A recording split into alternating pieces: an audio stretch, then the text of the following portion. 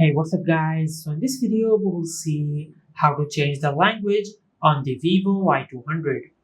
Now to do that, just open the settings app on your smartphone.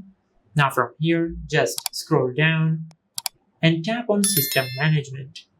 Now from here, tap on languages and input. Now from here, tap on languages. Now from here, if you tap on add a language, you can add a language from this list. Just like that.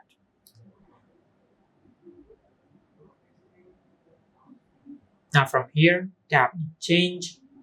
Now as you can see, we have successfully added another language. Now from here, if you tap on add a language, you can add another language to this list. Just like that. Now as you can see, you can add multiple languages and switch between them. Now from here, to remove the added languages, just tap on the edit button at the upper right corner on the display. Now from here, just tap on the red icon for the languages you want to delete. Just like that. Now once you are satisfied with your edit, just tap on done.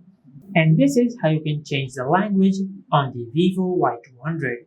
If you found this video helpful, please like the video and subscribe to the channel and hit the bell icon to get notified when we upload a new video.